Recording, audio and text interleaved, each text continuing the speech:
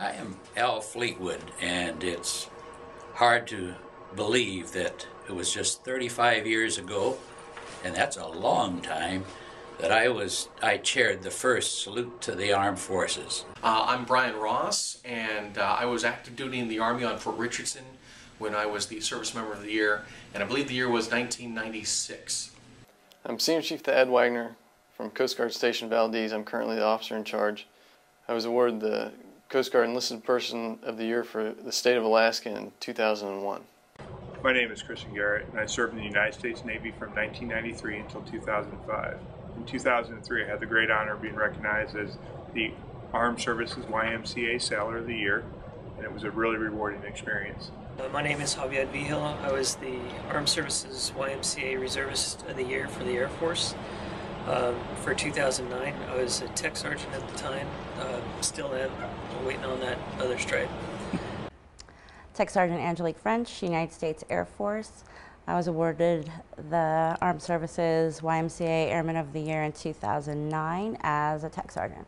My name is Chief Troy Brevik. I'm at Air Station Sitka. In 2010, I was awarded the Alaska Enlisted Person of the Year. Cornelius Mingo, I'm in the United States Air Force, and I won this award in 2011 as a technical sergeant.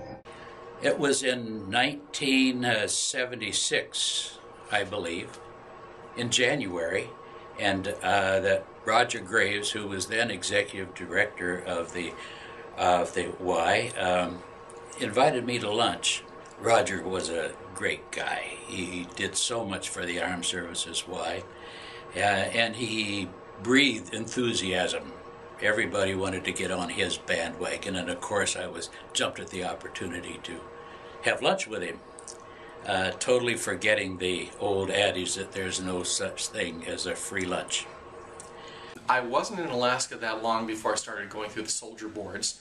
I got Soldier of the Month in December. The following January I got Fort Richardson Soldier of the Year, and then very quickly after that I was on the parade float at the Ferrandi Parade in my Class A's on a very, very cold day, and I was there with all the other service members of the year from the Air Force, Navy, National Guard, Army National Guard, and Coast Guard. It was an amazing opportunity. I met a whole bunch of people from different services, Air National Guard, reservists, people all over Anchorage that, I probably never would have met before. But Roger didn't waste any time with talk, and he explained that the Navy League ball would be in just a couple of weeks away, and they needed to sell 10 tables in order to break even. He asked if I could help, and I gave him a condition, yes. And I promised to get 10 tables sold if he would call a meeting of all of our service organizations to discuss the problem that the Navy League was having. And what an honor, what a privilege it was to go to Anchorage and meet the folks that sponsor this program. The week was full of great activities and the ability to meet a lot of caring individuals from the community and a lot of the business and political representatives of the state of Alaska. During that time, I got to know a lot of them and found that the support for the sailors, the soldiers, the airmen and the Marines, and the Coast Guard was unfounded in Alaska more than any other state. World-class experience. People talk about being on the red carpet. Now I know what it feels like to be on the red carpet. They flew me to Anchorage for a week, and I spent the week with all the other selectees, and we went throughout the city and were basically treated to dinners and dances and every other thing you could think of. It was during Rendezvous, so we got to go through that. It was pretty special. My wife was with me, of course, and she got the same treatment. So it was a pretty memorable experience spending the time over there with everybody. The best thing I think about it was I didn't know anything about Alaska, and this was just a crash course of Alaskan culture, which I thought was really cool. And went to the salute to the military in dress blues, which I believe at that time they may have been a donation from the Armed Services YMCA. Oh, wow. Yeah, because those are fairly expensive. And it was just a night full of pride. I mean, you could tell everybody in that room just loved the military and loved the military in our community. By taking a lot of friends to free lunch, the 10 tables were sold without a problem. However, we found out that there seemed to be a lot of service balls and that lots of people were, well, just balled out. But they still wanted to honor our military, and it was suggested that we consider one big ball, one big salute for the services that were serving Alaska. It didn't take a tough sales job to gain broad community support for an annual recognition banquet. And Roger Graves enthusiastically offered to this Armed Services YMCA as sponsor. Then again, he invited me to lunch and asked if I would chair the event, and what a great challenge. And I was enthusiastic with my yes. It's definitely a packed event. Considering that it used to be, 7 days long, it used to be a week-long event, and it coincided with the Ferrandi, and members would be in the parade, and from what I've heard, this condensed version it's just so filled that you just kind of go from one place to the next, and again, the community involvement is amazing. The thank yous. And for the rest of that week, we went around to do the Ferrandi events, the melodrama, and lots of different things. And I got to see that Alaska was really, really close to its culture. I mean, to its history. It wasn't that long ago that Alaska was a territory, and very, very proud of that past, which is so close to it. And I thought, Alaska's a pretty neat place. I think I'd like to stay here. And so thanks to the Armed Services YMCA, I've been here since then. But some of the best parts were actually going to the VFWs, and they fed us lunch, and one day they fed us dinner. And to be with those individuals, those who years and years before you have experienced, not per se the same thing that we went through, but to just share some of their stories, to talk about some of the wars they had been in, how the community felt when they were doing those things, how the community gave back to them, and just to sit down and for them to be so thoughtful, to take out time in their day to be there for us. That was a great experience. The first salute was held in the Hilton Hotel on Friday, February the 17th in 1977. And isn't it great that we are on our 35th anniversary falls exactly on that date. And Senator Stevens agreed to be our guest speaker, and he also was enthusiastic about the event, and with that broad support all the way to Washington, D.C., we couldn't miss. Got to meet the chairman of the Joint Chiefs of Staff, got to meet Senator Stevens, and numerous other dignitaries in the state of Alaska. So it was very memorable. It changed my life in a lot of ways from that day. From that time forward, I decided that I too wanted to be able to give back to the community and be part of the community that gave to the armed services, that give so much for our country. What an honor, what a privilege it was to go to Anchorage and meet the folks that sponsor this program. For the first time in Anchorage, the sounds of the great band era were brought to us by the Alaska Air Command Band, and what a hit. Oh, it was a great night, and couples were dancing all over the hotel, and the hotel doors were open to the public and to the streets, and everybody in the city was enjoying our event.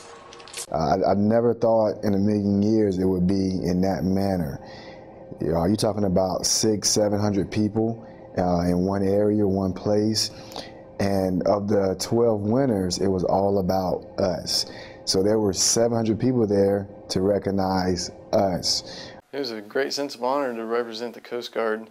Having the opportunity to go and kind of be the face of the enlisted people for the Coast Guard in Alaska during the week that I was over there. To just see that the community really wanted to salute their military and just kind of give back and everything that they did for us, just the hotel and the meals and just kind of all the handshaking and the thank yous. That was amazing. So you could just tell the community really got involved with the whole event. The layout was top notch. The dinner, the ceremony, being able to listen to the outgoing General North at the time. He was a guest speaker along with Senator Murkowski and Senator Begich were there. Everyone is proud to recognize their military in this way, and the military is equally proud of their event. It just plain makes everybody feel good. I got to speak with retired vets and you know, colonels and all the brass from the different services and everything like that, and it was great. You don't get that kind of treatment every day just coming to work. It was quite an honor. And you know, to be treated in that manner, like almost like you were the president, the way they treated you, because they all came by.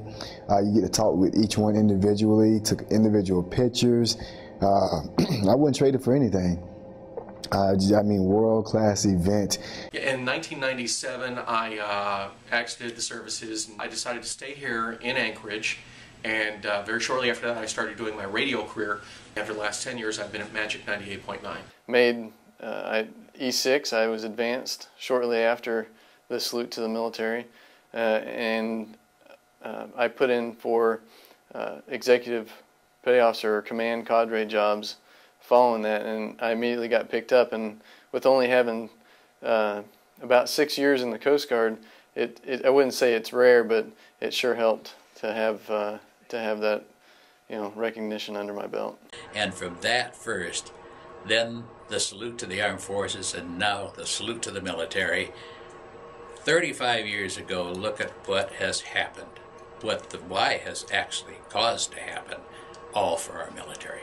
The fact that I'd never settled down anywhere, and I've lived probably in a dozen different places all my life. I never felt a connection to any of them. I never felt the need to put down roots. And because I was the Service Member of the Year, and it gave me a chance to interact with the community, I finally felt, maybe to call it a kinship with the community, and I really wanted to stay here. Most of my family, well, all my family's in the lower 48. So I go down and visit them, but I come home to Alaska. It's good for us, it's good for the troops to be able to know that that whole community is really supportive of them. It means a lot to give us a chance to see that it is appreciated what we do, and it goes a long way in getting us all together and showing us that recognition.